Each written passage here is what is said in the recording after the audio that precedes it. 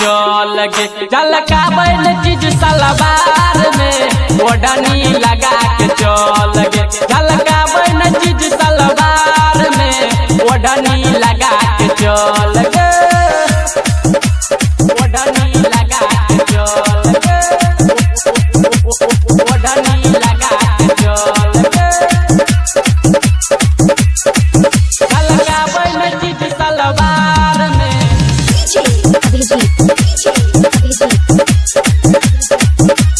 ओढ़नी लगा के चल गे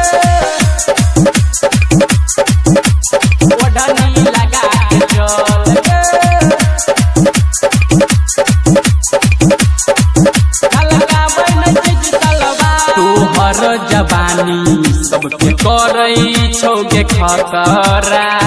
कांच उम्र में किया करई छागे नखरा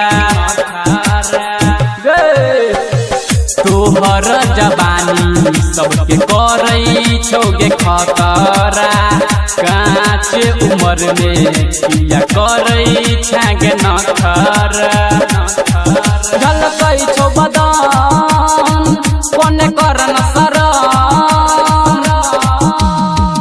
झलकै छौ बदन कने करन शरम कनी ओढ़नी लगल न देखाई छौ जवन ने त मर्डर हेतै बिहार में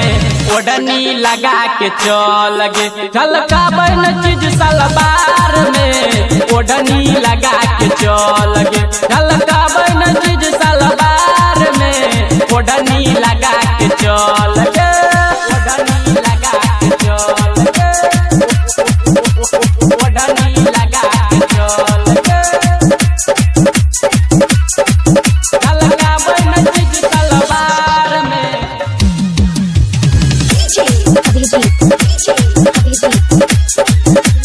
ओढ़नी लगा के चल गे ओढ़नी लगा के चल गे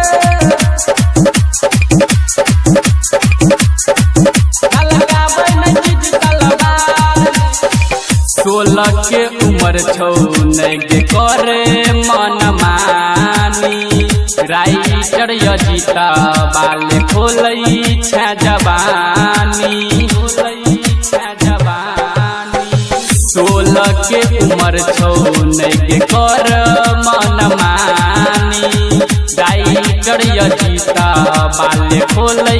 छा जवानी कोन सुन न के बात कहो सचिन लाल